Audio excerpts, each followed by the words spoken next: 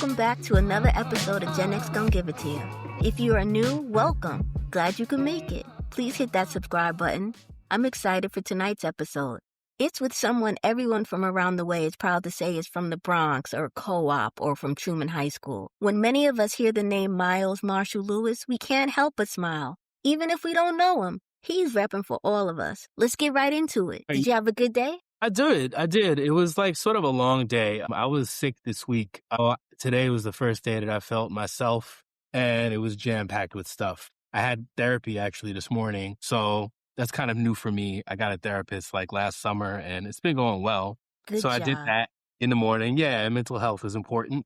For sure. I went to the gym, and I hadn't been since last week. And I came home and I had a Zoom. I'm the cultural historian at the Hip Hop Museum. So the museum is not open yet. It opens at the end of this year. My job consists of a bunch of like remote Zoom calls, every day, nearly every day, and writing and things. I was going to touch upon that later. So the hip hop, is that the same? Tell us what it is. Yeah, the Hip Hop Museum opens in December of 2026, and it is the first museum in the world completely devoted to hip-hop culture. It is 2 stories, and it is based across the street from the Bronx Terminal Market in the Bronx. And I can walk there from my crib, even though I live in Harlem. The 145th Street Bridge is right there, and yeah, I can be there in 10 minutes if I have to be. So they're building it. The outside is built, and they're constructing the inside now. And yeah, I'm the historian there. So it was my job to sort of explain what hip hop we should feature in the museum and how we were going to tell the story. And there are going to be 4 galleries inside, each one devoted to a different element of hip hop: DJing, MCing, graffiti, and breakdancing. So yeah, telling the story and the history of each element and other surprises. It's going to be a cool space. I mean, we have a theater that's going to be up in there. Hot 97 is going to have a booth where they're like doing live broadcasts. And Nas just gave us $1 million at our gala couple of months ago. Yeah, things are moving forward. Amazing. Now, I don't want to get confused because I looked it up. Is it? Okay. It's not Universal Hip Hop Museum. That's something different? It was once called the Universal Hip Hop Museum, but the name changed a few years ago. I've been there, I guess, 2 years now, maybe a year and a half. And yeah, ever since I've been there, it's been the Hip Hop Museum. But it's been in the works for like at least 10 years now. And Rocky Buchanan is the CEO, and he is older than we are, but he comes from our neighborhood in a way. I mean, I grew up in Co-op City, as did you, correct? So Yes. he lived in the Valley, and he went to Truman High School, and I never knew him because he's a different generation. But yeah, it's been a dream of his to open this museum for 10, 15 years, and now it's finally happening. So yeah, in the beginning, it was called the Universal Hip Hop Museum, not unlike the Universal Zulu Nation or something. But then the name changed to the simpler Hip Hop Museum, and there's merch. There's hoodies and tote bags already and stuff that I saw that it was founded in 2015, so it's just been in the works for about 10 years, a little over 10 years, and now it's going to finally launch, and we're going to be able to go in there, and it's touching and just viewing and just embracing all of hip-hop. Exactly that. Yes, exactly that. It's going to be a cool space. I've never seen anything like it. There's been hip-hop exhibits at places like the Brooklyn Museum in the past, and I know that there's a graffiti museum that's in Miami that's pretty, but that's just one element of the whole story of hip-hop. But I love the graffiti museum down in Florida. So yeah, this is going to be the first real one devoted to each element and in the Bronx where hip-hop started. Yeah, it's going to be amazing. That is so exciting. How did you land this gig? I'm working on a book actually now. It's my 4th book, and it's a book about Dave Chappelle. It's basically like a biography of Chappelle, right? And so coming toward the tail end of finishing it, I'm editing it right now with my publisher. Toward the tail end of it, I was like, yeah, now that this book is done, it's kind of time to get a job.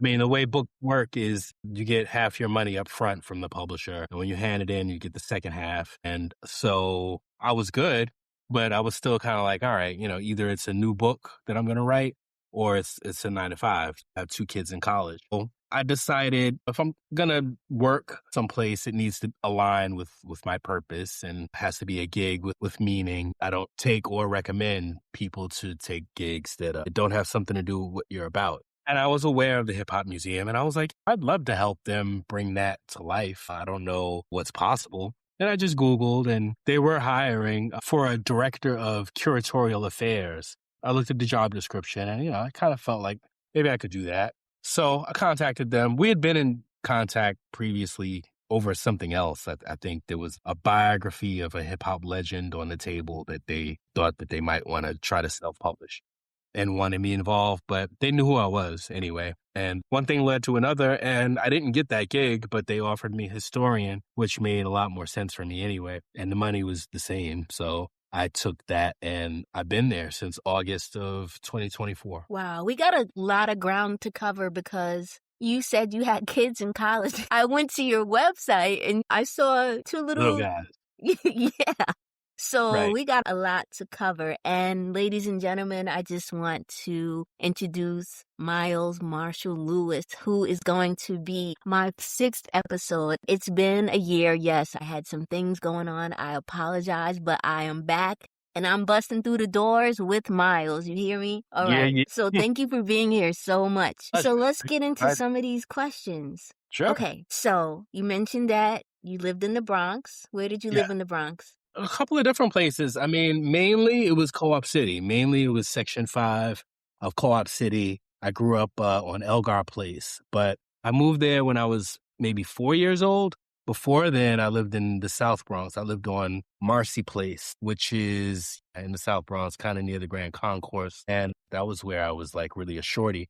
And then I had different grandparents who lived in different places in the Bronx. I was blessed to know both sets of my great-grandparents before they passed away, and they lived on St. Anne's Avenue in the South Bronx, and also Caldwell Avenue in the South Bronx, Finley Avenue in the South Bronx. So we were definitely in those spaces for Thanksgivings and Christmases. And before I started elementary school, they were watching me every day. So I was on my tricycle riding down Finley Avenue and hearing park jams in the distance from hip hop DJs and whatnot. So then we moved to Co-op City, and that's really where I grew up. There's so many memories just of the Bronx in general. You just mentioned like being out there with the DJs in the park. Grew up with Africa Bambaataa. He would come to my grandmother's house all the Wow. time. She called him Bam. Bam. What's up, Bam? But, Yeah. I was so little, I didn't realize until I was older. I was like, oh my God, that was Bam. But That's you. what are some of the things you like doing in Co-op or in the Bronx in general? Well, I was a big action figure guy. I was a big superhero guy. I was a big comic book guy. So I spent a lot of time watching TV and watching cartoons and superhero cartoons or reading comic books. My dad had a huge comic book collection, and a lot of those comics weren't even old. It's so funny to me that I was reading comics from the 1960s and they felt like ancient artifacts, but it was only like 1973. You know what I mean? Like the comic was only 5 years old probably, but it felt like, so ancient to me. But yeah, he had a lot of original editions of the Fantastic Four and the Avengers and the Hulk and all of that. So I spent a lot of time just sort of up in the room reading.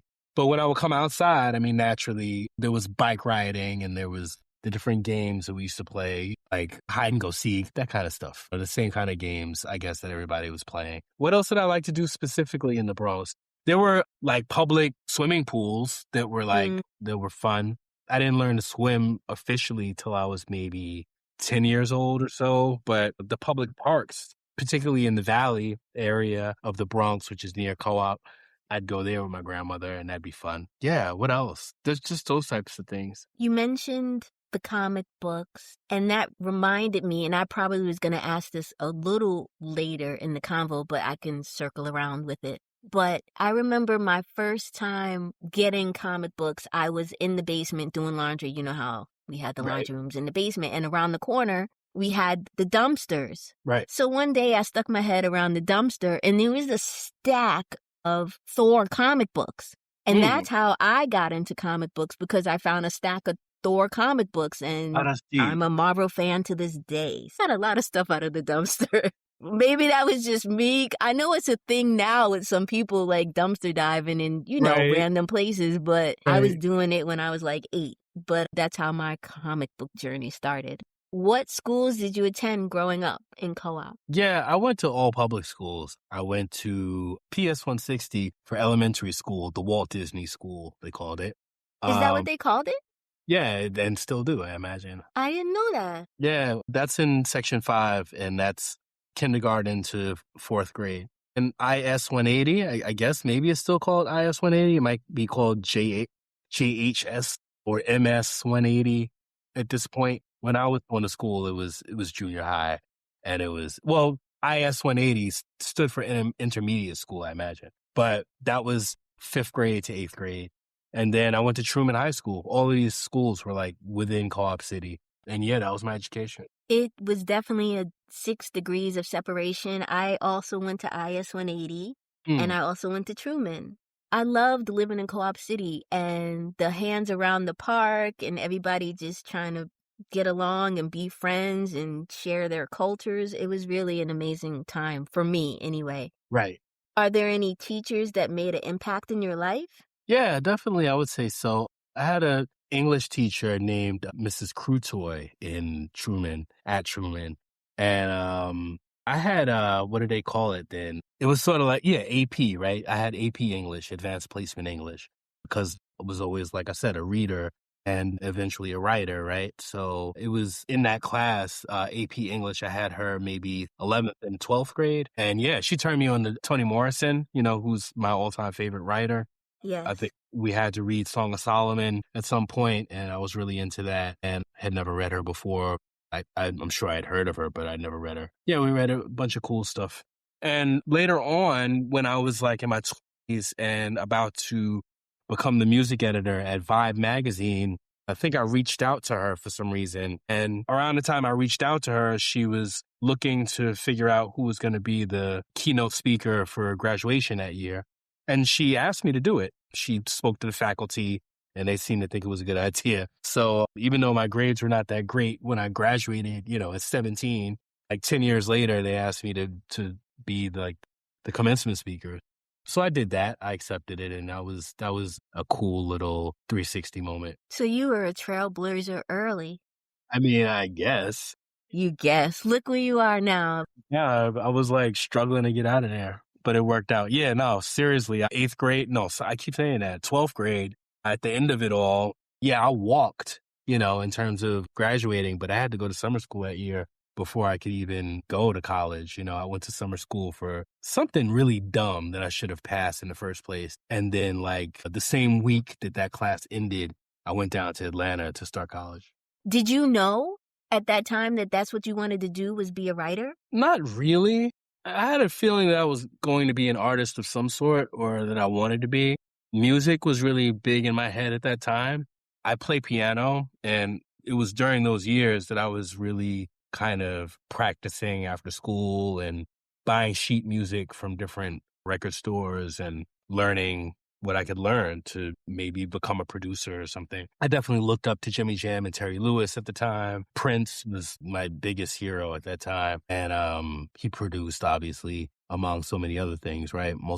Multi-instrumentalist and all of that. So yeah, I wanted to do music. I was even songwriting. I was writing lyrics to different songs that didn't have any music because I didn't know how to write music. But then it turned. I mean, yeah, I don't know how badly I wanted to do that as opposed to like the idea of it.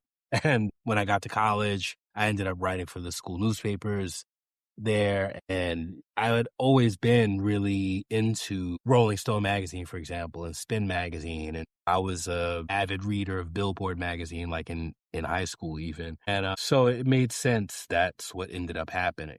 Like while I was at Morehouse College in Atlanta, that's when Vibe magazine launched. Once I saw that there was going to be a magazine that treated hip hop with the same seriousness as Rolling Stone treats rock and roll, I was definitely like, wow, that would be the dream job.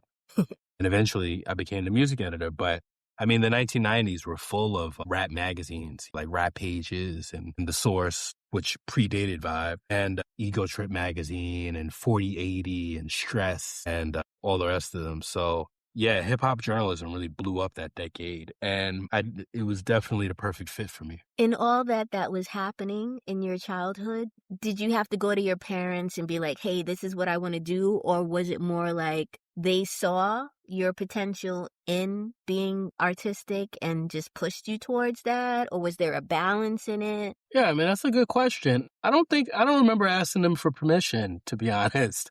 I mean, I guess they were paying for my education, or actually my grandfather footed most of the money for my education. But even him, I mean, I didn't major in journalism. I majored in sociology. Upon graduation from undergrad, I went to law school, actually. I thought that if writing didn't work out, that I would be maybe like an entertainment lawyer. So for the first 3 years of my writing career after college, I was actually still in school. I was going to Fordham downtown, Fordham University School of Law. I think that they kind of felt that writing was sketchy, not sketchy, but what's the word? Not something you could really count on, or maybe it was too artistic and like, is there enough money in that? Like, nobody in my family really had an artistic job or made a living as an artist. So, yeah, I don't know that they really felt like that was the smartest road to go down.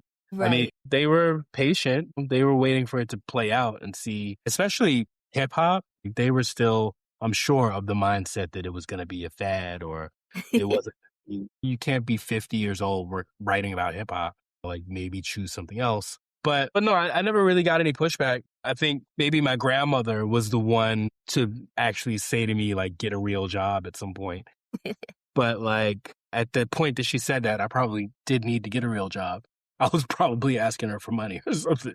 Did you end up going to law school? Yeah, well, I was about to graduate from, well, actually, no, let me back up. Because when I started college, I was a computer science major. And when I started college, I didn't start at Morehouse. I started at Morris Brown. So in Atlanta, for those that don't know, there's what's called the Atlanta University Center. So it's Morehouse and it's Spelman, which is like the top school of HBCUs, right? All female. And it's Clark Atlanta University, and it's Morris Brown College. And the year that I started college, which was 1988, Spike Lee had just released School Days, which filmed on Morehouse's campus and Morris Brown's campus. And A Different World started on television, which was Cosby's spinoff of The Cosby Show, where Denise goes away to an HBCU, right? So a lot of that was in the air in terms of Black colleges, and I wanted to go to one.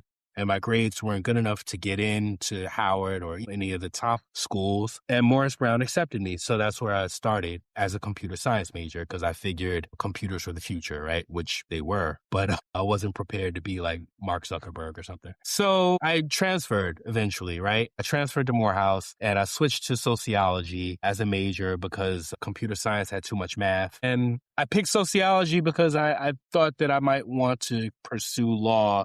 And I read somewhere that if you want to go to law school, a good like undergrad major is sociology. And it was easy enough for me. So I did it. And yeah, I mean, why did I want to do that? I mean, I guess I wanted to be in entertainment and I wanted to make money. And I was still kind of, young. I mean, I think that it's sort of unfortunate. I mean, don't tell my kids this, but it's sort of unfortunate that it's put on your shoulders to like pick your profession at such a young age. Like, it's very rare that somebody knows themselves well enough to know what they want to do for the rest of their life at 17 years old, when you're asked to pick a major. So I didn't know when I got to college that I wanted to be a hip hop journalist. There actually wasn't even such a thing, 1988. But by the time I graduated, yes, there was The Source and there was Vibe, and more albums were hip hop albums were, going multi-platinum. And I was like, yeah, that's what I want to do. And if I can't do that, then at least I'll be an entertainment lawyer and maybe I'll still be in like record companies with artists, like looking at their contracts. And, like I never wanted to be in the courtroom. I wanted to be sort of signing contracts or drawing up contracts for different people in entertainment. That's inspiring. Let's switch gears a little bit. What was your first job? Ever or like professionally? Let's do both. Ever. Well, my first job was probably McDonald's. Funnily enough, they used to bus kids from Co-op City to work. Connecticut. Yeah, to work in Connecticut because, I mean, where I worked was Darien, Connecticut, but all right, I guess I'm going to need to stop you just for a second. Go ahead. Because how did you work at Darien and I never met you? Because I worked at Darien. Did you? Yes. I don't understand. And I'm not going to ask. I'm so Because I've seen your name, of course. I've heard your name. I get it. So how do I not? We have not encountered each other as far as I know, but I worked in Mhm. Darien, Connecticut for Oh, a that's few so deep. years. That's so deep. Yeah, me too. Me too. It was like at least Good 2 years. times. Good Yeah, definitely. times. Definitely. And that's Yeah, crazy. I got that job at 15. You're not supposed to work until you're 16. Once I like didn't bring in my working papers for a week or two, they fired me because they were like, "You're not of age or whatever." So I came back when I was 16 and they hired me and I worked there off and on like a year and a half, I guess, until graduation. But Darien, yeah, look, the thing about Darien is that it was like one of the richest suburbs in the country. So the kids there didn't want to work at McDonald's. You know what I mean? Like that was beneath them. Their allowances from their parents were probably like hundreds of dollars a week or whatever. They didn't have anybody to work there, kids, and so basically they bust them in from the Bronx where everybody needed a job. And that was my first gig. But I mean, my first professional job was at Black Beat magazine. Black Beat. Used to read it in high school. It was like a fanzine, like Right On and Word Up. They got their share of interviews with people, but the interviews were sort of dumbed down because they were underestimating the intelligence of high school kids. Like I was reading Right On or whatever, Black Beat, but I was also reading Rolling Stone. So like I didn't need to be dumbed down. But anyway, and then half the magazine was full of posters as well for kids to like stick up on their walls and stuff. But I was an assistant editor at Black Beat. And even when I took that gig, it was probably like 1996, I want to say. Yeah, 1996, I think, is when I started there.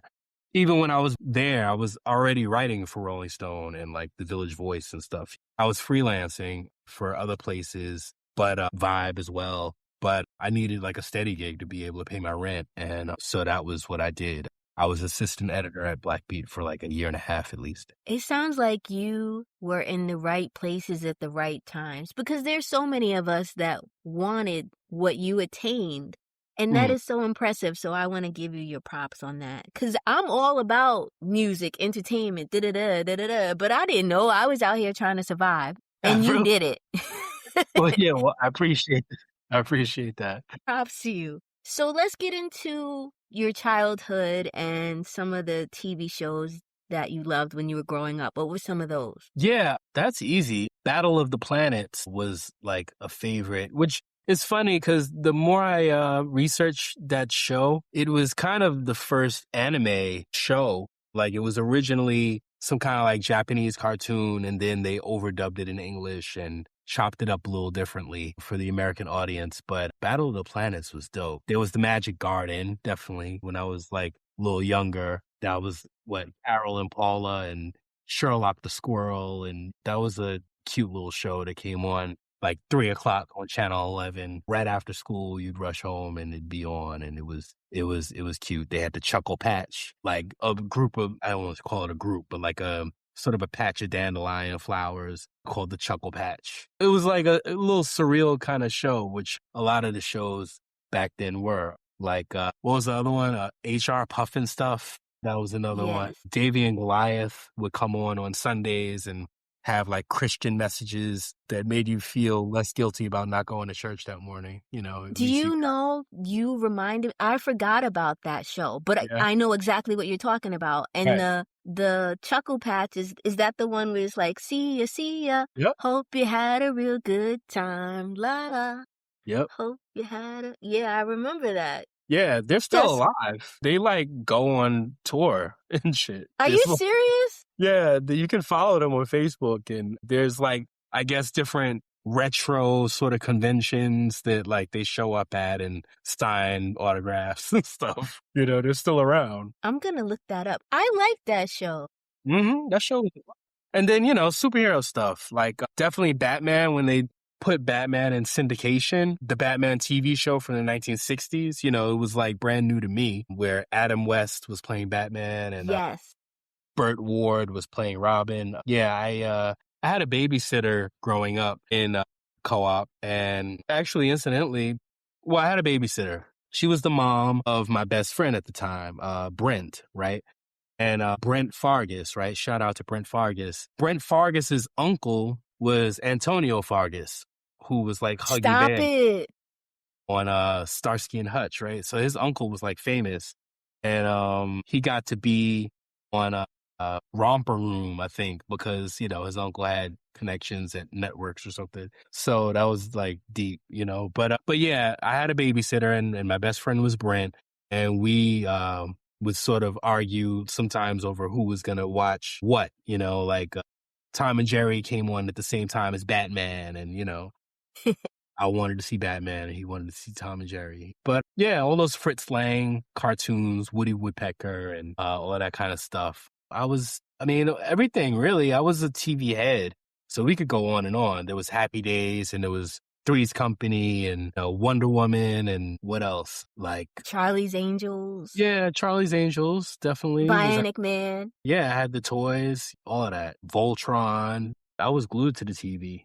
But yeah, Happy Days was definitely a favorite show of mine. These And days, 8 o'clock, I think. probably The Love Boat back to back with Fantasy Island was big. 8 is Enough. I watched all of that stuff until my brain melted. And at night, I had no bedtime really. So I was definitely the kid watching like The Twilight Zone when it came on at midnight, and The Honeymooners at 11 o'clock, and all into like reruns of the Mary Tyler Moore Show at 2 o'clock in the morning. Like I was up way past my bedtime. Yeah, you're a real TV head. Yeah, and I was up, till really 3, 4 in the morning sometimes.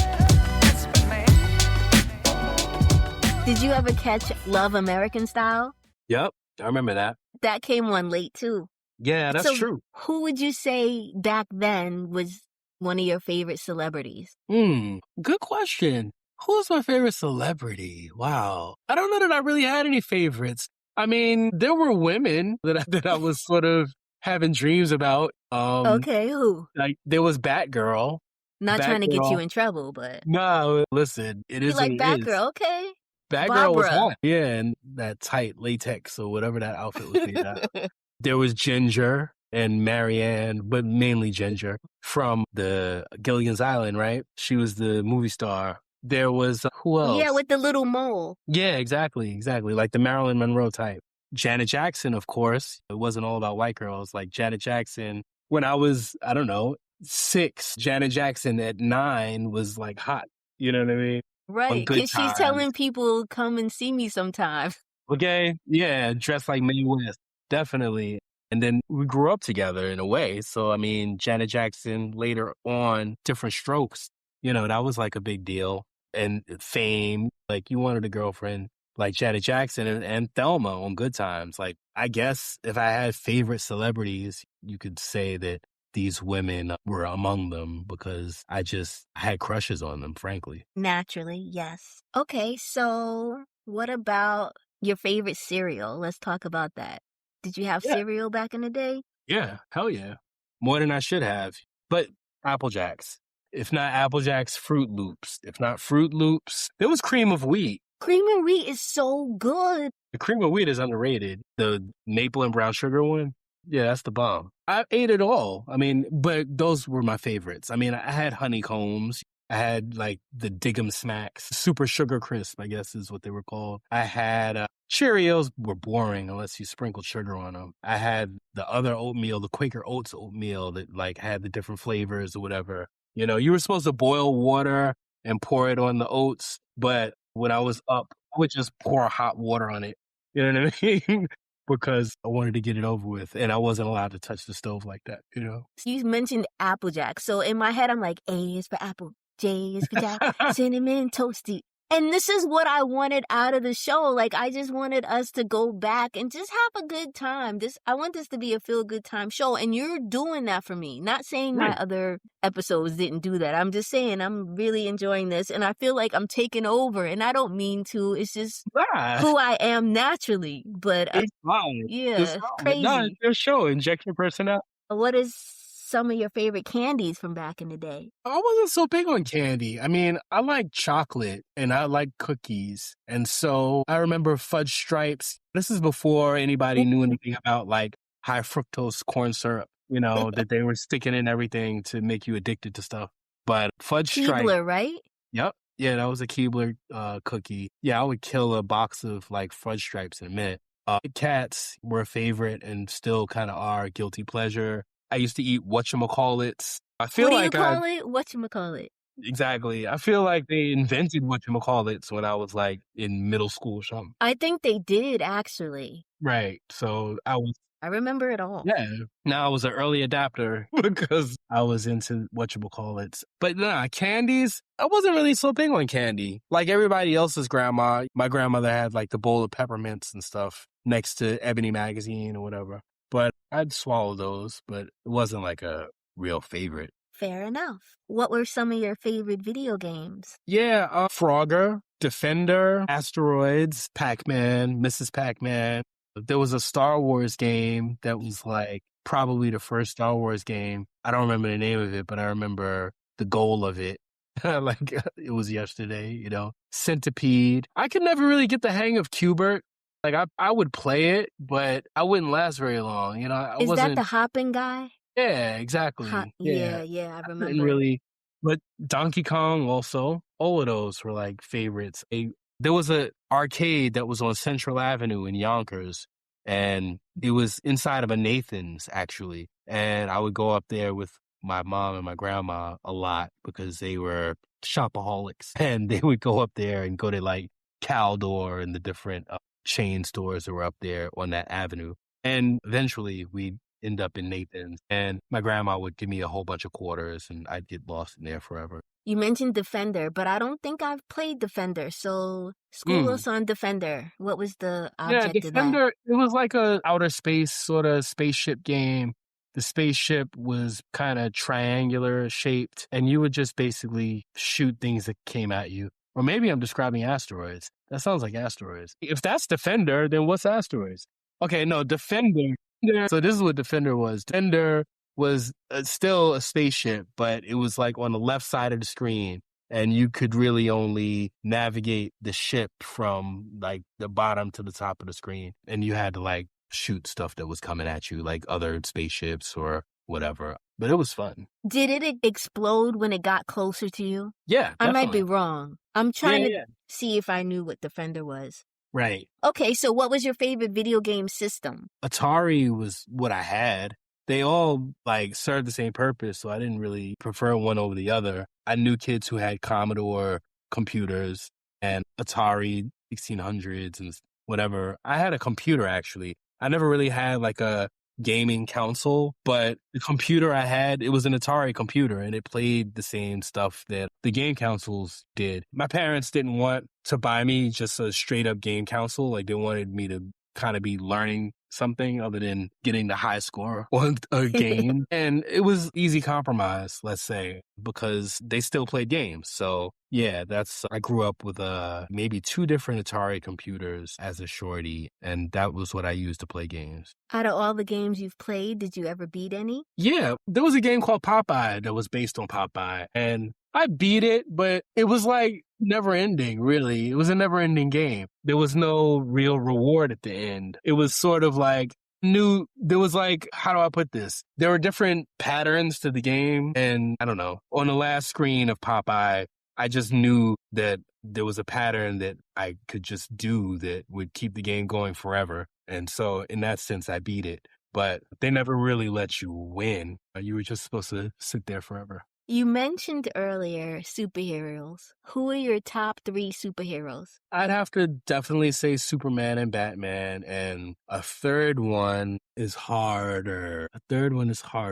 I would have to cheat probably and say the Fantastic Four, but not in general. Like superheroes, the truth is, comic books specifically, they're really only as good as the creative teams. It's really about the artists and the writers behind their adventures. So yeah, I do love the Fantastic Four, but only in the hands of certain people. There was a guy by the name of John Byrne who was a Canadian writer artist. So he was able to write the stories and also illustrate them. And he had a great run on Fantastic Four that like made them one of my favorite superhero teams of all time. But he also did a great run on the X-Men and on Superman and Wonder Woman and different titles. He was a great writer artist. I think actually He even illustrated the cover of Time magazine once in the 80s when he took over Superman. You named 3 superheroes. Did he do all 3? He never did Batman, actually. He wrote different Batman stories, but he never really took over Batman. There was another writer artist by the name of Frank Miller who did a great series on Batman that sort of revolutionized the character in the 80s.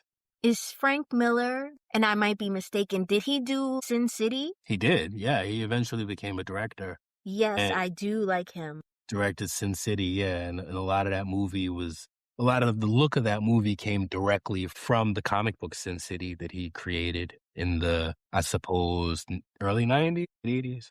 I didn't realize he reached so broadly. So why do Yeah. you love Superman? Why do I love Superman?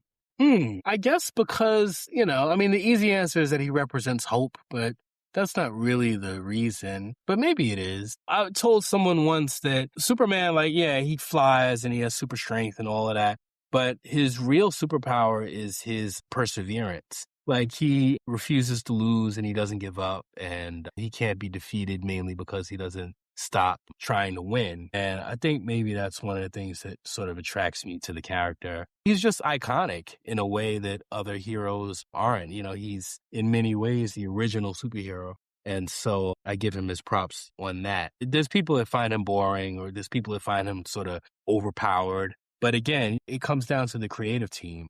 I've read some great Superman stories over the years, and it probably was the first superhero movie I ever saw. There was a movie theater that was in Parkchester. I don't know if it's still there, but I remember seeing Superman there when I was a kid and feeling like I could fly. And for everyone that doesn't know, he's referring to, I believe, the Christopher Reeve version of Superman, the original that everyone came to love. Definitely. So tell me why you love Batman. Well, the thing about Batman is that you feel that you could be him because he has no powers. So, like, the conceit is that, like, if you're intelligent enough that you could put yourself in his shoes, or you could be him, you could become Batman. You could never become Superman. He, like, flies around the planet and causes time to go backwards. But Batman, he just solves crimes like a detective. Like I said, it boils down to the stories. I mean, I've read so many really great Batman stories over the years that it's shaded my view of the character in a positive way. He's a great character. Plus, I mean, Batman had a sidekick, Robin, who actually is probably my third favorite hero. If I can't pick the Fantastic Four, I would pick Robin. And I don't know that Robin was the original sidekick that was ever created or whatever, but he's definitely one of the most famous ones, if not the most famous one. There was the Lone Ranger and Tonto, like sidekicks existed. But the thing about Robin is that when you read the characters as a kid, you put yourself in Robin's place because you're the same age, right? And it's like a father-son dynamic. Like, Batman is not his biological father, but I mean, you picture yourself and your father sort of in the roles of Batman and Robin, or, like, that's sort of psychologically how it's sort of subliminally fed to you, right? And so, yeah, I think maybe that was another reason that I like Batman. I mean, there was Captain America and Bucky. There were different sidekicks that were sort of with a father-son dynamic, but Batman and Robin is probably the best one. The thing about Robin, though, if you're going to ask me why he's my favorite, is because I kind of grew up with him as well. I mentioned growing up with Janet Jackson, or feeling as though I did. Robin went through a lot of changes when I was growing up in the 70s and 80s that, like, by the end of the 80s, when I was a teenager going away to college, Robin was also a teenager, like, shedding his former identity as Robin and becoming a new superhero character named Nightwing, and, like, coming out of the shadow of Batman and being his own person, which was exactly what I was doing, in a way, by leaving New York City and going away to college and, like, becoming myself. Like, Robin eventually being Nightwing sort of came into himself at the exact same time that I did. So it felt serendipitous. I like the analogy because I didn't know, so thank you for the education. Did you have a favorite villain that you could relate to from their perspective? I don't think so. Nowadays, with Black Panther, for example, Killmonger is definitely someone who you can sort of see where they're coming from. Killmonger is not necessarily wrong. And Killmonger did exist when I was reading Black Panther as a kid, but he wasn't written in quite the same way, so I couldn't relate to him like I relate to the one in the movie. with Chadwick Boseman relatively recently. But no, I had favorite villains. I mean, the Joker and Doctor Doom and people like that are Galactus. They're pretty iconic villains, but I can't say I related to them. What's the love with the Joker? I think that his relationship with Batman is just really interesting. I think he enjoys the dance that him and Batman do. It's sort of like a bromance or even some kind of latent homosexuality thing. It's as if he doesn't really want to kill Batman or defeat him. He just wants to sort of play with him or fuck with him. And that's kind of it's an interesting view of the character. I appreciate your perspective on it because I'm a fan, but I'm not a fan that would have known that. So I appreciate that. And now I'm going to investigate. Maybe other people will investigate as well. So thank you. Sure. The Joker movie is pretty great with Joaquin Phoenix. Yeah, somebody won something for that, I believe. At least it was nominated. I saw the first one, and it was really good. Comic books are deep, and I don't think people take them as seriously as they could because they're labeled comic books. So, and that's what got me into like the Sin City thing or just the graphic novel whole display. Like, it's really deep and layered. Sure. I mean, comic books taught me to read. Marvel Comics in particular, they didn't shy away from using like big language and stuff. I would get a thrill from being like 5 years old and being able to sound out like subterranean. Like that was a big deal to me. Between like Sesame Street and Electric Company and comic books, by the time I started kindergarten, like I already knew how to read. And what else about that? I, as a shorty, used to go to comic conventions. Like now they're a really big deal now these days. The New York Comic Con downtown, they started in the set where my dad would take me to the Sheraton Hotel downtown, where they used to have those original comic book conventions. And I would get to meet the like artistic teams behind the comics that I was into. So I, at a very young age, was aware of writers. Like I had my favorite writers because they were writing comic books 8, 9 years old or whatever. But like Marv Wolfman and John Byrne, who I mentioned, Frank Miller, who I mentioned, who else? Roy Thomas, I guess, was one of Stan Lee, naturally, who I got to interview eventually when I was like in my 30s before he passed.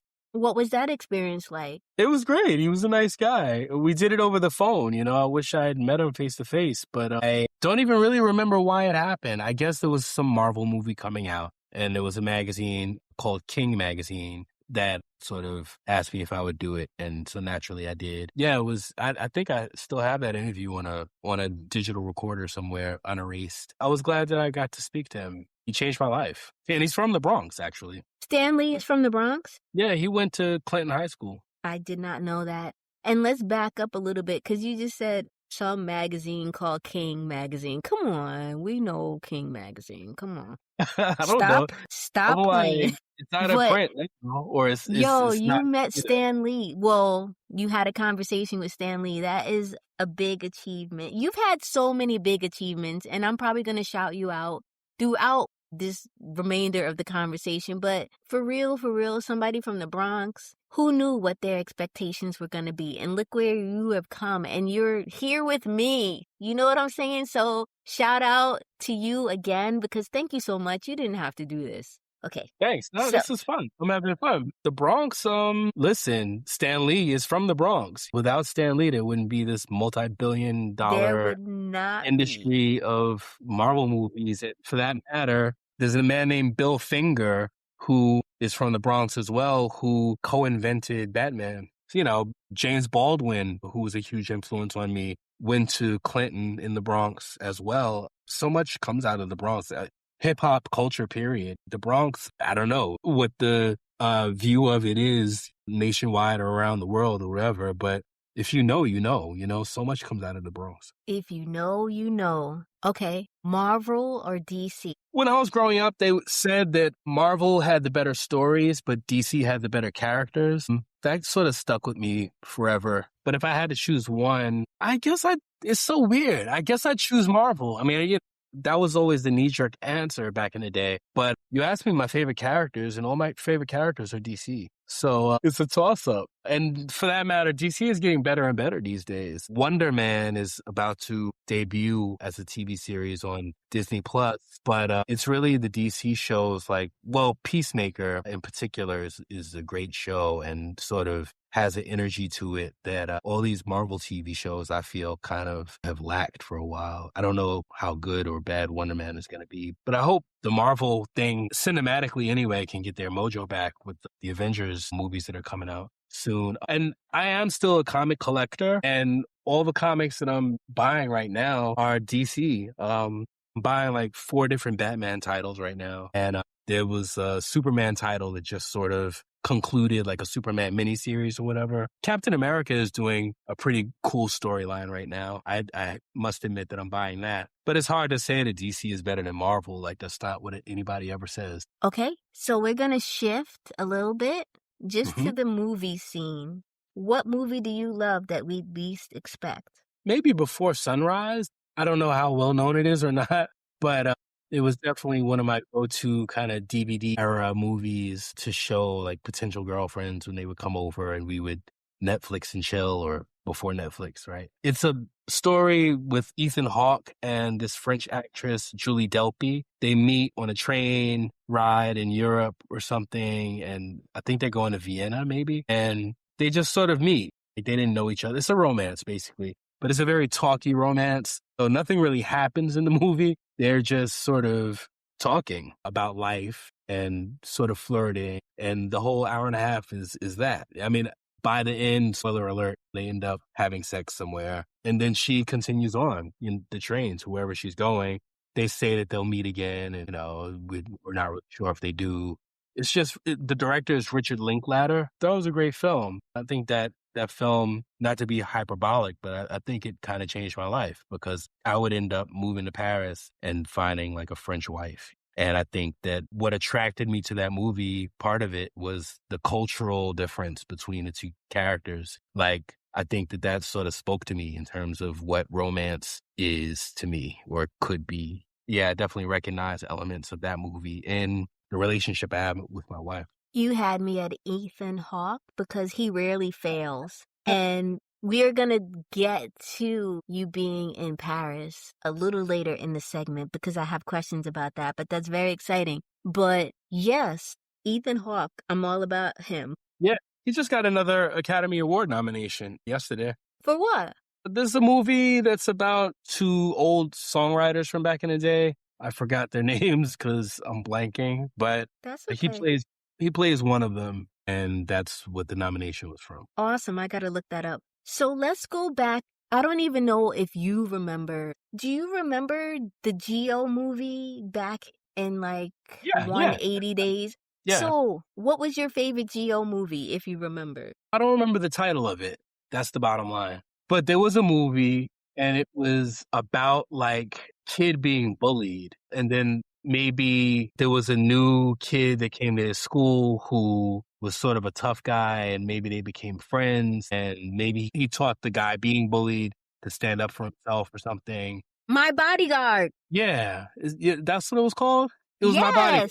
Yeah, so it was My Bodyguard. That movie almost got me in trouble because it was a kid who was kind of fucking with me at the time. And after I saw that movie, I like went to the lockers like looking for him, like I was going to kick his ass. And I'm planning on doing an episode on that too, because I think the guy's name is Adam Baldwin. I have randomly seen the guy that was the bodyguard, and I was like, oh my God, that's My Bodyguard. And I was like, I'm going to do an episode. So yes, I'm pretty sure that's what it was. Love that movie. Yeah, I haven't seen it. There's so many movies. And this is another reason why I wanted to get everybody together who wants to be a part of this. Like, we've forgotten so many things. Like, why not nurture the inner child in us? You know what I mean? Because then that revives dreams and desires and just wishes that we had and that we can still manifest. No doubt. I agree. Did you say you played piano back in the day? I did, yeah. When I was, I guess, 9 years old, maybe 9 to 10, I had piano lessons in Section 5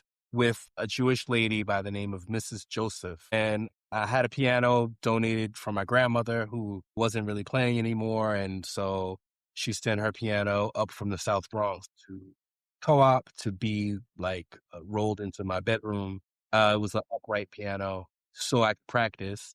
And yeah, I stuck with those lessons for like a year, but it was just one of those things, my parents were like, you're going to do this. And I was like, okay. And they said, if you don't like it after a year, you can quit. And definitely when the year was up, I was like, yeah, I'm good. So that was that. I was 10 years old and I got my little certificate for learning the piano. But then as a teenager, I picked it back up because, of course, like scales and stuff were boring. But at a certain point, going to record stores and whatnot, I found out that you could buy the sheet music to like Purple Rain and Control and like stuff that I actually wanted to play. So I bought the sheet music and mostly Prince stuff. And I learned how to play those songs because as a kid, I had learned how to read sheet music very slowly. And so, yeah, I spent ninth grade to 12th grade, like learning whatever songs, or albums that Prince put out during those years.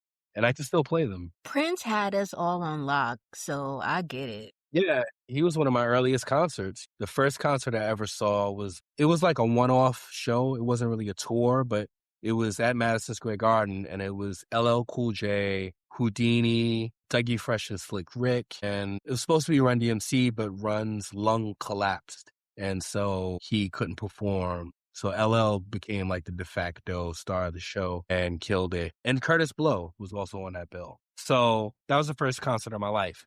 But the second concert was Prince at Madison Square Garden also, like in 1986, before he Wow. broke the ocean. Yeah. I haven't seen Prince and I won't, but wow. Let's talk about fashion for a little bit. Did you have a sneaker brand that you rocked faithfully? I guess it was Adidas. But I would switch it up. I mean, like when I say faithful, because maybe I had two different pairs of Adidas. I remember buying a pair that was actually too big for me, but I bought them because they had Velcro. And like Velcro on sneakers was like a big deal or something new that I never saw on sneakers before. So they didn't have shoelaces, they had Velcro. Then the other pair I had were the classic shell toes around the time that Run DMC came out with my Adidas. But I would switch it up. Like I said, like there were sneaker brands that don't exist anymore, like Lotto's. I loved Lottos.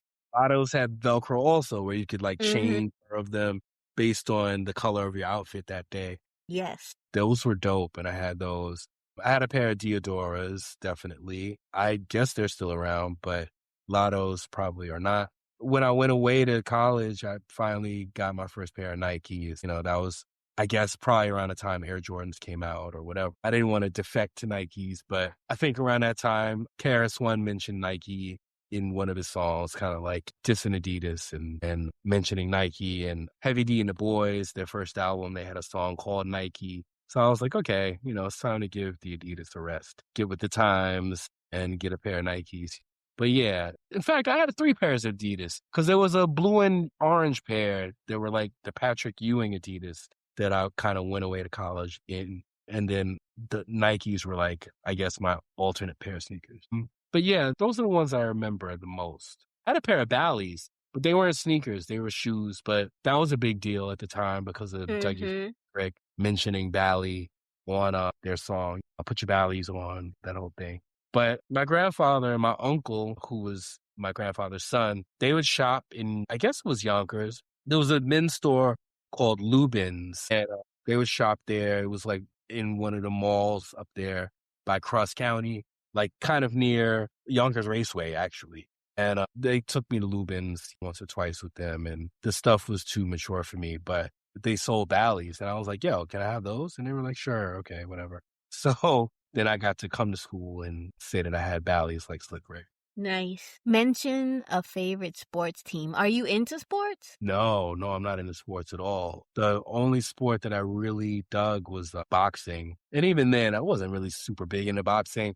I was more into the personalities. Like I just liked Mike Tyson. Like I wanted him to win because I just liked what I thought he stood for. He was the hip hop heavyweight. And Ali, before him, Ali was the greatest, of course. When I was a kid and he was still fighting, there was a famous comic book even, like Superman versus Muhammad Ali. Like, Really? yeah, that's old school. And so I had that comic, it was like a giant size comic, Superman versus Muhammad Ali, and Ali won.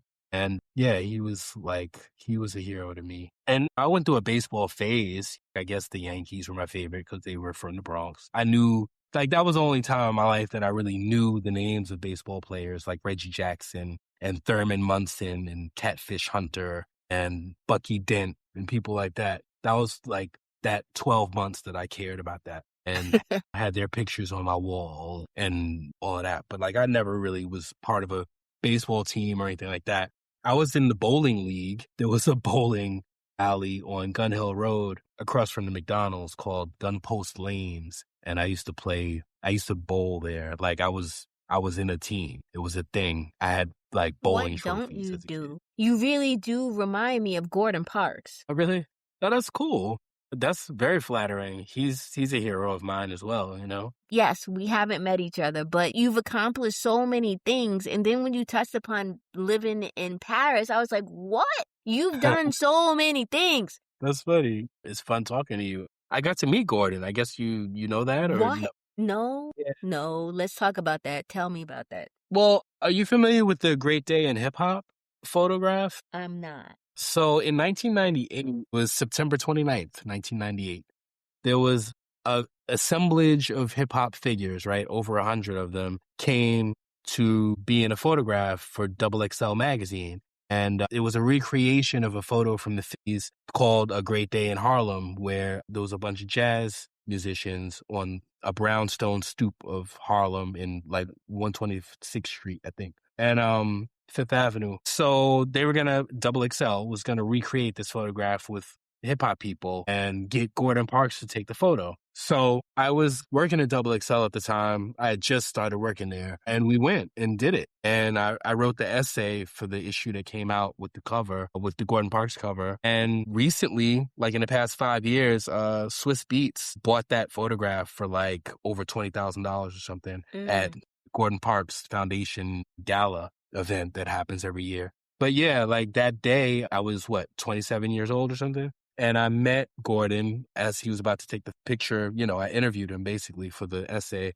And yeah, I wish I still had that on tape. He was in his 80s, I'm sure, and just very cool. And he was already a hero of mine for being like such a Renaissance man. And I loved his photographs and I loved his movies. And I was aware that he was even like a composer and an author. You know, he's got books that don't even have photography. And yeah, he was definitely someone I kind of looked up to. And so being able to meet him was dope. He was really the great. Yeah, I have a photograph with him that was taken that day Amazing. by his assistant, and I had like framed that photo for years because yeah, he meant a lot to me. Okay, so you left the country. Why did you leave? It was 2004, actually. I'd been to Paris before once, but like I really liked it when I visited. I think I visited first in 1994. And so 10 years later, yeah, there was like the Iraqi war was going on and there was a lot of talk of weapons of mass destruction, you know, that really didn't exist. And there was a worldwide protest that happened that February of 2004 where, you know, nobody wanted America to go to war with Iraq.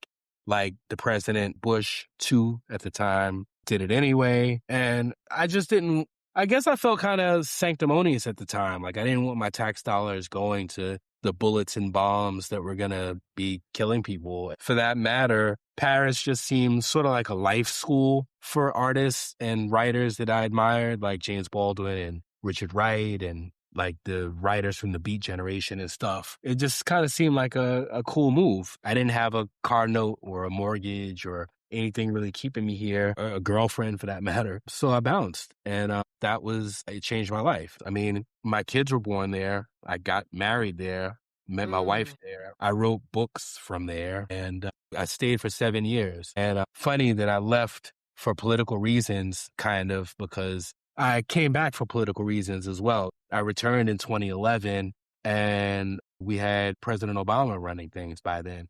And I didn't want to be in France like the whole time that America had a black president, you know, like I didn't want to miss out on being here when we were like running shit. So I moved back and he did get reelected and that was dope. And yeah, it felt good. Those were the days of having a reasonable person in the White House. Thank you for sharing that. Yeah, cool. getting back into the entertainment back in the day, childhood stuff, Sure. did you have a favorite horror franchise and why? I didn't. It was cool to have lived through the beginnings of Freddy Krueger and The Omen and all of that stuff. But nah, I didn't really. Like, some of my favorite horror movies, period, are The Omen and The Shining. But they weren't like franchises, or if they did try to do sequels, they weren't as good. Rosemary's Baby and The Shining are like two of my favorites. And I didn't see them in the movies initially because I was too young. But I saw them when I saw them, and they really impacted me. Stanley Kubrick, who directed The Shining, is probably my favorite director, or one of them. Yeah, but nah, I wasn't really. I had girlfriends who would watch. A girlfriend in particular who was really into Nightmare on Elm Street, and would like every time I went to her place, she was like playing Nightmare on Elm Street or Scarface. I guess those were two of the only VCR tapes that she had, but she knew all the dialogue and stuff. But I wasn't really on that. You mentioned The Shining. Why did you like The Shining, or what attracted you to that movie? It was just really well made. So many different aspects of it, like the twins in the hallway that were like super scary, the scene where they sort of get lost in the maze of the forest and you're not really sure where they're going with that. And then in the next scene, it's as if nothing happened. When I first saw it, I was probably the age of the kid in the movie. And so there was something, I guess, scary about the prospect of your father like losing his mind. That was kind of maybe a draw. Like, wow, you never know if your parents could go off the deep end. But that's a dope movie to this day. Have you seen The Shining sequel? Did I? No, I don't believe I did. But no, some of those sequels I did see. I'm thinking that The Omen had a couple of sequels, and even though they were bad, I saw them. Jaws, in a way, is kind of a horror movie. And I saw In a way? Yeah, I mean, the shark is the monster. I see what you are on. Like, you're fearless. I saw Jaws 3. I don't think I saw Jaws 2. Jaws 3 was a 3D movie, and it was probably the first 3D movie I ever saw. Culver City used to have a movie theater called the City Cinema, and Jaws 3 was definitely one of the films that I saw there. I'm mad that they changed that. Well, the last I knew, it was some kind of like bingo lounge, but you can't fucking... Right. That was a cinema, like, right, community-based. I'm so mad about that. When I get the money, I might fucking just turn that into another cinema, because why did you do that? Yeah, well, that was Bay Plaza. Once they had a multiplex across the street, there wasn't a reason. But it's not the same. But yes, you're right. Shining has a sequel. Watch Dr. Sleep. It's pretty damn dope. But it's about Danny grown. It expands on his gifts. He meets a younger individual that has bigger gifts than his that he kind of mentors. It's really good. I know decades later you would be like, no, really, it's really good. Watch Dr. Sleep. Do you know if it's written by Stephen King? Like, was it based on a book like The Shining was, or no? I don't think so, but we can look that up right now. Yeah, I'm not sure. Dr. Sleep is the bomb. I wasn't, how do I put this? I've only read one Stephen King book, in my life. It was around high school, junior high, or whatever. He had a book called Firestarter that ended up being a movie with Drew Barrymore. Yeah, and they remade it. They remade it, really? Yeah, I didn't watch it, but they remade it. Yeah, I saw it when it was on cable back in the day or whatever, but I read the book. That was like the only Stephen King book I ever read. It was good for what it was. It says based on Dr. Sleep by Stephen King. So Stephen King wrote it. Okay, cool. It's really good, though. What old school shows do you still watch, if any? I don't watch any. I absorb television very, what's the word? Not sporadically, but I'm just sort of careful about how much TV I watch. Yeah, I've been that way for like a long time. Like, I watch TV, but selectively is the word I want to use. Like, sure, I could binge old shows, but a lot of those shows I just haven't seen since their original runs. Like A Different World and Cosby Show and stuff like that. The Jeffersons, like I haven't seen any of that stuff. There was a period when I was living in France that I bought Good Times on DVD because I guess I wanted to expose my kids to it for some reason. But so I got to watch it over again, but that was a long time ago. And no, I don't really do that. Fair enough. I feel as if hip hop had an impact on a great majority of us. Do you remember the first hip hop song you heard or the first rap song you heard? Well, yeah, absolutely. I mean, I'm old enough that the first rap song that there ever was, I heard it. Rapper's Delight came out when I was like 8 years old. So I remember I have an uncle who's like only 6 years older than me, my father's brother. If I was 8, I guess he would have been 14. And I remember going with him to like his friend's house, and his friend, I remember, was playing the soundtrack to Saturday Night Fever, which had probably come out a year or two earlier. And I guess he went to his friend's house because he wanted to hear Rapper's Delight because his friend had like bought the 12-inch or something. And so he played it, and I guess they were trying to figure out the words to it or memorize the words to it. But that wasn't even the first time I had heard it because it was on the radio. My parents, they would always have the radio on in the car. So, well, yeah, that was the first rap song I ever heard. And what impact did it have on you? It was pretty huge. I mean, I was a kid, so I couldn't memorize it. And so it was like fascinating to me that my uncle could remember, a hip hop, a hip it to the hip hop, you don't stop the rock, bam, bam, boogie, say up, jump the boogie to the rhythm of the boogie to beat. I was like, how did you do that? That he could like memorize the whole thing was cool. There was a line in there dissing Superman or calling him a fairy. I remember taking offense to that. Like, why did you gotta diss Superman though? That was You big. were a Superman fan. Yeah, I was like, why you gotta bring Lois Lane into it? But that was interesting to me and cool. Yeah, I mean, I don't know. I liked it. And my parents were young. My parents got married. My dad was 20 and my mom was 19. And when I was born, that's the ages that they were. They were young and not too old, in other words, they should have appreciated hip hop more, but they didn't really seem to. Like, they assumed it was a fad and, they tolerated it, but they didn't think there was any future in it. My dad, in particular, kind of is a bigger music head than my mom is. And from the beginning, he was kind of like, yeah, it's not going to last because X, Y, and Z. I don't know if you know this. My dad is in a film, an Oscar-winning film by Questlove.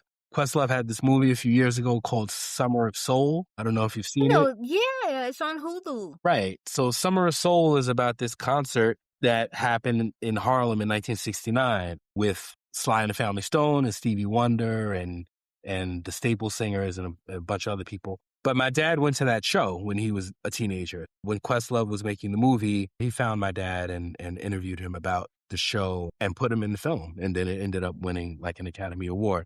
So my dad named me after Miles Davis, who he loved a lot. And I use all three of my names, right? Miles Marshall Lewis. So Marshall is the middle name of Jimi Hendrix. And my dad was a Hendrix fan and saw him in concert a couple of times before he died. So, yeah, my dad is a big music head. And even so, he couldn't really, he didn't have the vision that hip hop would be around 50 years later. But I did. I was going to ask you about that, honestly, about your name, because I sensed that you were named after Miles. Right. The Marshall Lewis I was going to expand upon, but thank you for the clarification. Sure. Yeah, I got to see Miles live a couple of times before he died as well. I saw him once in high school. My dad took me to see Miles Davis at Avery Fisher Hall. Maybe I was in 12th grade or something, 10th grade, 12th grade. And it was a dope show. I remember it like yesterday. It was like Miles Davis and Kenny G. And it was a dope show. Miles came on first and we stayed for like one Kenny G song and then we left.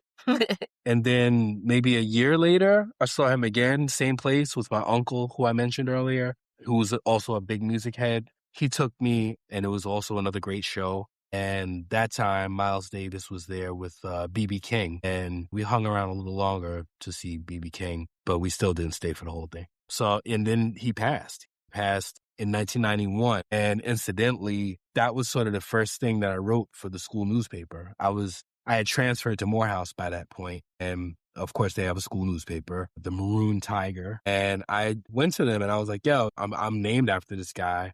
I don't know if you're going to do like an obituary or whatever, but I would like to write. I didn't even actually say all of that. What I did was I wrote it and then I gave it to the editor or slipped it under his door or whatever. And he called me and said it was good and they were going to use it. And that was the start of me writing for the school newspaper. Okay, so let's switch gears again. What is something that you just had to have, but your parents refused to get you? Yeah, no, that's easy. I wanted suede Pumas, and I did not get them. And then I got them for myself like a decade later. But when they were first out, and I guess that was for me like around seventh grade, I think, I was wearing Skips at that point. There was a show, not a show, a store called Fava back in the day. Yes, yes. It was in Shopping Center 2, I Exactly. think. Yeah, it was in Co-op and other places. And Fava sold a brand of sneakers that were called, I think, Olympians. Yes. So until I knew any better, my mom would take me to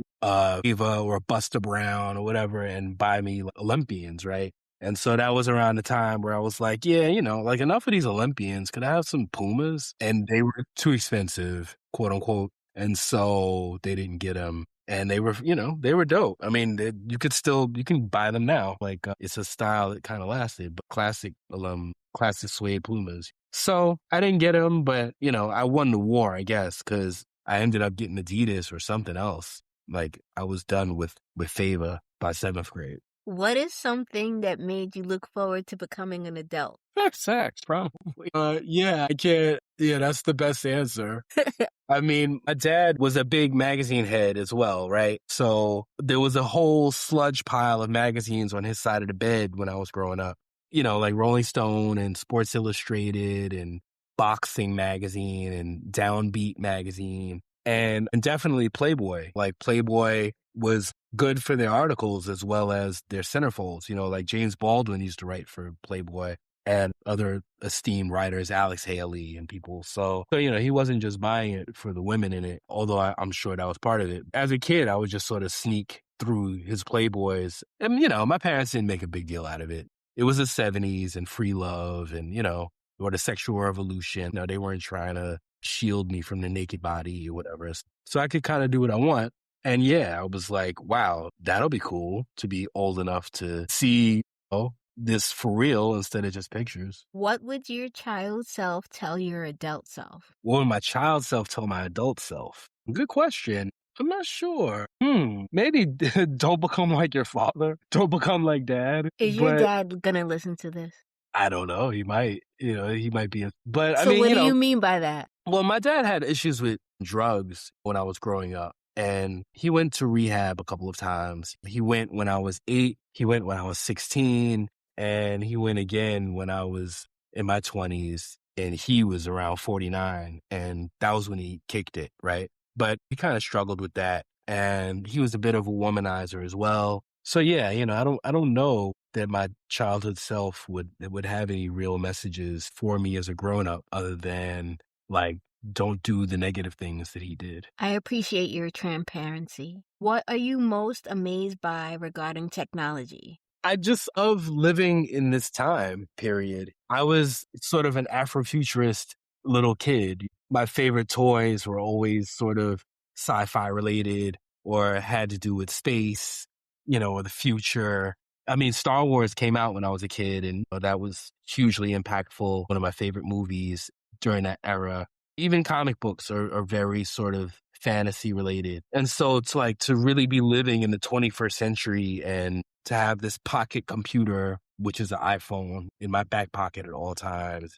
I can listen to any song ever recorded basically through Apple Music for free or not really free, but I have the subscription. And just the amazing things. I was at the Hip Hop Museum. We had a meeting the other day at the Microsoft Garage, which is sort of a Microsoft headquarters downtown. And they invested a lot in the museum. So I guess we can use their facilities from time to time. And we had sort of a presentation about Microsoft Copilot. And I don't want to do a commercial for them, but it's just their AI and you can talk to it. It's just like ChatGPT, which I think you can also talk to and it'll talk back. But I mean, just like Siri, but Copilot is really advanced. Like it just understands you like a human being does. You can ramble and before you get to the point, it really speaks to you conversationally. It's wild to be living in these times. Even outside of technology, like Viagra, like who'd have thought?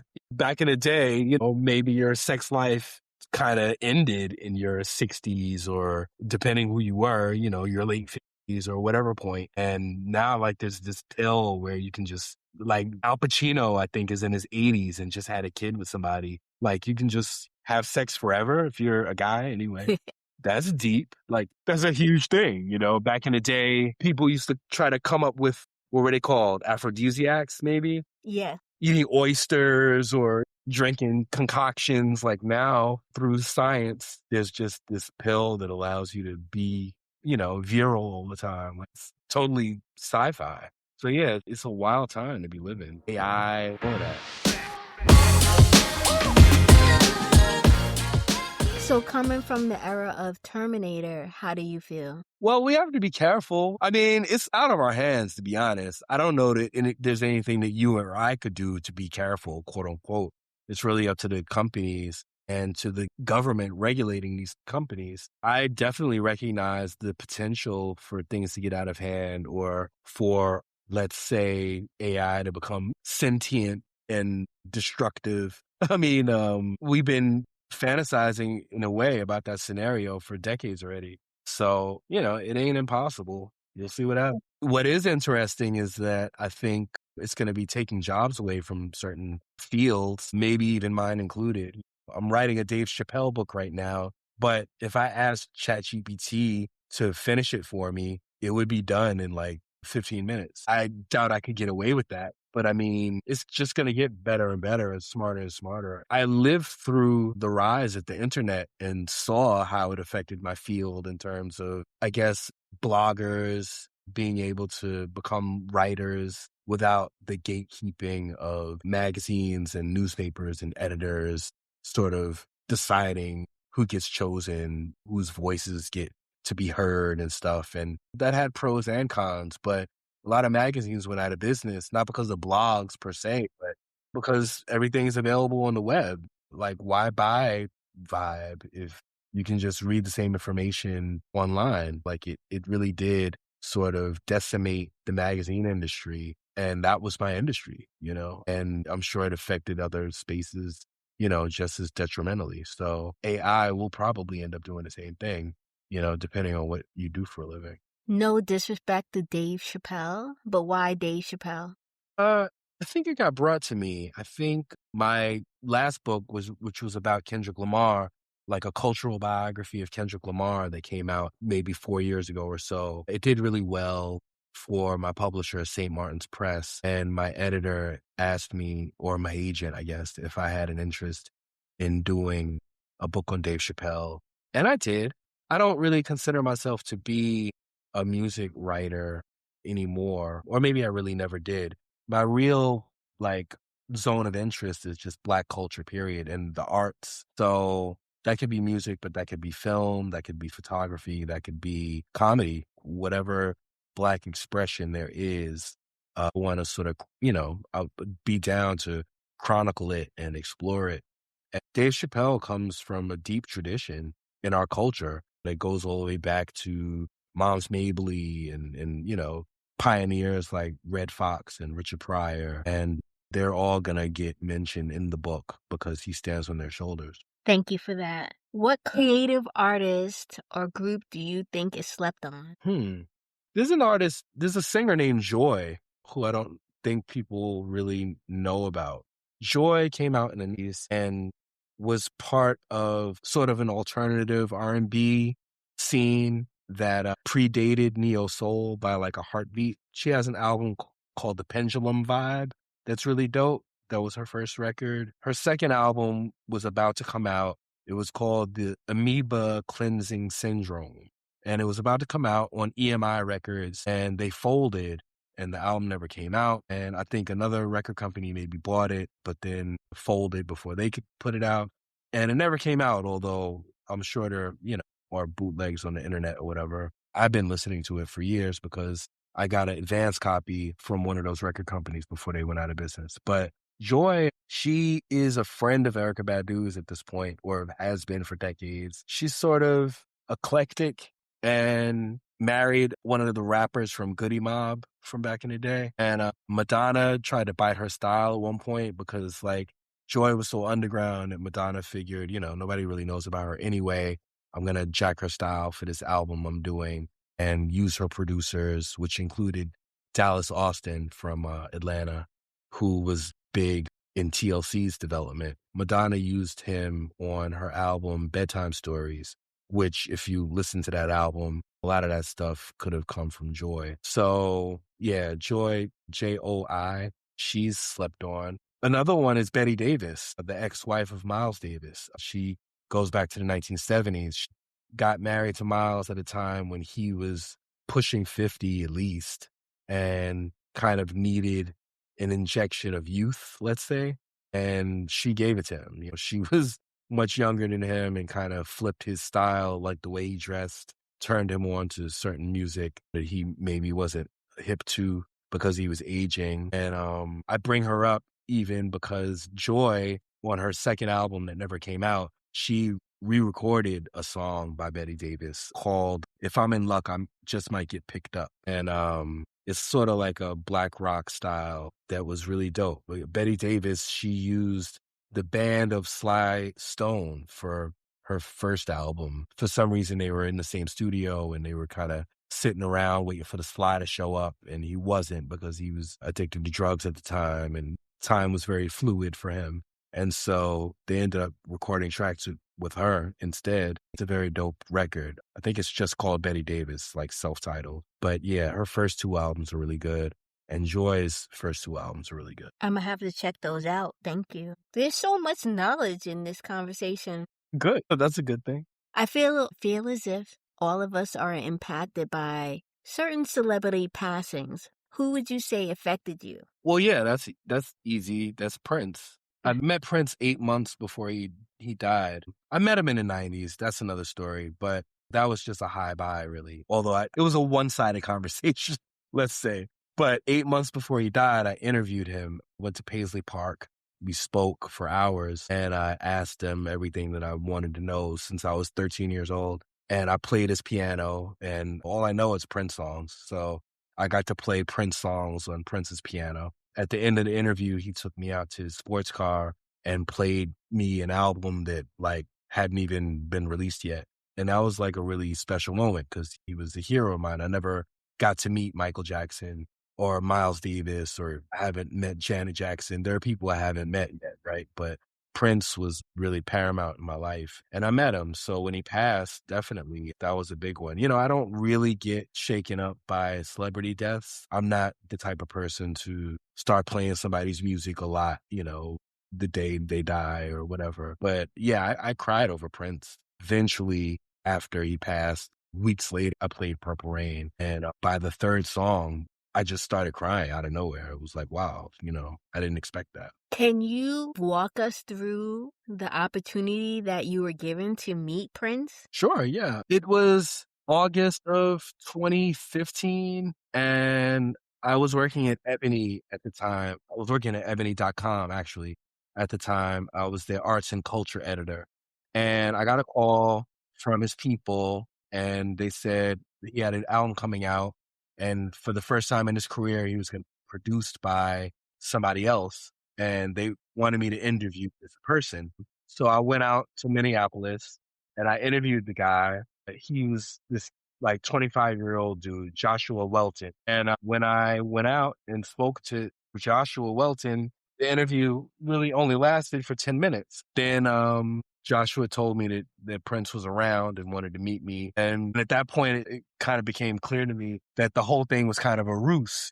I wasn't really supposed to interview Joshua. I was supposed to talk to Prince. Prince wanted to talk to me, basically. So 10 minutes later, Prince comes in and we just gave me a hug, which was surprising. And I figured I might see him.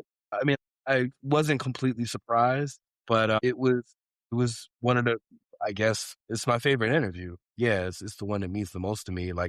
I've interviewed Michelle Obama and Diana Ross and other people, but yeah, that was major. When I went out there, it wasn't under the pretense of interviewing him, but that's what it turned out to be. And other people have interviewed Prince, but after the interview came out, it turned out that it really struck a chord with Prince's fan base. It turned out to be what has come to be considered one of his greatest interviews in terms of the late period of his career. Where can a fan find that interview? It's been republished. There's a book called Prince on Prince. I forgot who compiled it. It's easy to find. It's on Amazon. It came out like maybe 2 years ago or something. It ran also in Ebony magazine when Prince passed, which is easy to find on eBay or whatever. When he passed, Ebony put him on the cover and they reprinted the interview there. So those are at least two places that can be found. That's an amazing achievement. What are some of your favorite moments in life? Well, the birth of my kids, certainly. That was big. I was in my mid-30s, I guess, when they were born. I have two sons. Yeah, nothing beats that for any parent. There was a Prince concert, actually, that was huge. I mean, it was in Paris, and it was like it lasted for 4 hours. It didn't even start until 2 in the morning or something.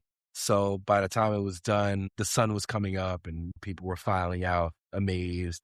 It was like a word of mouth thing. Like I almost wouldn't have known about it if I hadn't been in the right place at the right time. Those are some of the moments. As a writer, I've had the chance to travel and write like travel stories for different websites. And so that resulted in me going to Greece at a certain point. Like maybe 4 or 5 years ago, I went to Greece. And what else? I went to the island of Crete when I was there. That was the point of the trip. And I wrote about it. It's on maybe the Griot or Ebony or someplace. But that was a fantastic trip. I ate at a restaurant that I'll never forget, although I am forgetting the name of it. But it was someplace that like Vanity Fair had voted the #1 organic restaurant in the world or something. And it was delicious. It was just a special night.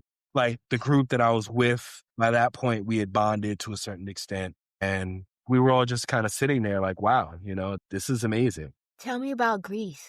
Greece was very cool. I mean, Greece has like over 200 islands and they're not all inhabited. Where Americans are concerned, they tend to go to Santorini or Mykonos, but there are like hundreds of other islands to visit there. And so Crete is one of them. When I went, I stayed for like maybe 8 days and I got to just eat delicious food and drink delicious wine, and the Mediterranean diet that a lot of people around the world try to like replicate in order to be healthy and regulate their weight and all of that. Like that is sort of their everyday thing. We went to some beaches. It was really like, I would recommend it. Crete is a great place. Tell me about a time you realized life wasn't easy. Now, let me think. What was the time when I realized life wasn't easy? Maybe law school. Not that it had never occurred to me before law school, but definitely I remember some hard times in law school where I guess I was starting to realize that wasn't really what I wanted to do. And I was maybe falling behind in certain classes, and I was living at home with my mom during law school. So there were growing pains there because I had already been on my own at Morehouse, and to be under her roof again was kind of weird. Like I had kind of outgrown it. And then I had friends who had dropped out of school and were already on their own in their own apartments and doing their own thing. And it was sort of like, wow, this is not really that simple. But in times like that, you just sort of have to, if you're going through hell, keep going. Like, what more can you say? What is something you wish you could redo, if anything? Well, yeah, probably law school. I mean, it produced some cool things in my life. And it's like in life, you can't really change anything because if you move anything, it's like the Jenga toy or whatever. Like if you pull out a block, then the whole thing collapses. Like because I went to law school, I was able to visit Paris because I used the money that I borrowed that I'm still paying off to go to Paris at one point. And if I hadn't gone to Paris, I wouldn't have met my wife because that was the first time we ever met. I wouldn't have realized that Paris was someplace that I wanted to live. I studied abroad when I was in law school. And so I studied in London. And while I was there, I wrote a book, and the book never got published, but I guess writing it gave me the confidence that I could write a book, and I wouldn't have had that experience if I hadn't been in law school. So, it gave me other things other than becoming a lawyer and life experience sort of things. But at the same time, it was kind of a waste of time. I'm not a lawyer, and coming out of like Morehouse, I didn't owe anything. My grandfather paid for everything. And so I was debt free coming out of undergrad, which a lot of people can't say. And then I got into debt going to law school, and unnecessarily. You up. I intend to pay it off one day. What is something from back in the day that you rarely see from today? Well, phone booths, for example. It's so funny. They have these charging stations where like you can charge your phone if you have the patience to stand there with your phone plugged in, because all those places kind of used to be phone booths. Back to Superman. Back in the day, he would duck in a phone booth and change his clothes and fly out or whatever. Now Superman has no place to change his clothes. What are some of your favorite quotes? Yeah, I don't really have any. I know that there's a quote from the Bible. It says, "You're all gods." I like that one. Like, I grew up in the Bronx around a lot of 5%ers, and they would walk around saying that they were gods. And I was not brave enough to join their movement because I grew up in a heavy sort of Christian household. I could come home and say that I had changed my name and that I was God. I would have been kicked out. But I kind of got where they were coming from eventually, because a lot of that has to do with self-actualization and the laws of manifestation and all of that. So yeah, ye are gods. That's sort of a quote that's a favorite of mine from the Bible. But otherwise, yeah, I was never that great at quoting folks. I have my favorite rhymes from hip hop and stuff like that that I can kind of recite along with the record when it's on. But I was never really that great at that. Like what? Rakim, like, I came in the door, I said it before, I'll never let the mic magnetize me no more, but it's fight me, bite me, invite me to rhyme. Can't hold it back. I'm looking for the line, taking off my coat, clearing my throat. The rhyme will be kicking it till I hit my last note. The rhyme remains divine, all kind of ideas, self-esteem, makes it seem, that whole thing. Hey, that's all I wanted to hear. I'm making sure. Want to shout out anybody in the community making a change? Yeah, I'll shout out the new mayor. I voted for him, and he's kind of young for the job, but I have faith in his bold vision for the city. I grew up in the days of Ed Koch being sort of a beloved mayor who kept getting elected over and over. And I hope that maybe Mamdani can usher in sort of a new era of that, where the same person can be in charge long enough to make a real difference. Where can people connect with you on your content? Yes. So I have a website, mmlunlimited.com, but that's kind of what I use on all platforms. ML Unlimited that's my name on Instagram, and I'm not on X since Elon Musk bought it. I closed my account. I'm on Threads, I'm on TikTok, I'm on all the things. And on my site, mml.unlimited.com, you can have like hyperlinks to a whole bunch of things that I've written, in addition to like video content from interviews that I've done or that have been done with me. You mentioned having a letter to the editor of Captain America being published on Marvel. That's so dope. What did the letter say? Yeah. Like, what? I read that and I was like, what? What? Yeah. Because that's a big deal. It was kind of my first byline. It was a letter. So back in the day, I don't think that it's like this anymore, but back in the day, comics had a letters page at the end of the book. And the letters page was from fans that had written letters, and they had to decide which ones they were going to publish. And they would answer your letter if there were questions in it or whatever. Oh, I mean, it's funny because I often am called upon to critique art, right? Like if I go to an art exhibit, I'll write about it for Ebony or someplace else, and I'll say what I thought of it. So basically, that's what I was doing at 10 years old. I had read this Captain America comic book, and I decided to write what I thought about it. And I sent the letter to the editor, and they printed it. And so I was excited to see my name in lights, and I brought it to school. The kids were proud or jealous or whatever they were. And I published 2 other letters. There were like 2 other comics. Forgot what they were. But I mean, once they published it, I was like, oh, wow. So they liked my writing. Great. So I did it again a couple of times when I was like in high school. And yeah, I got published like 3 times by Marvel in the letters page of whatever comic books. Your music catalog is so diverse. Do you think growing up in Co-op City played a factor in that? No, actually, I'm trying to think like what exactly is my music, like what's the correlation between Co-op City and music for me?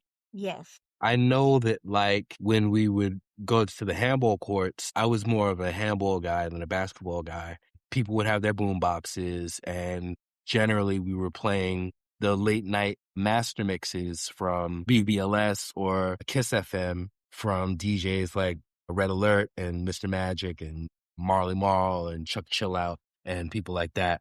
And WHBI as well with the Awesome 2. And that was all hip hop music. There wasn't really much diversity there, but it was hip hop.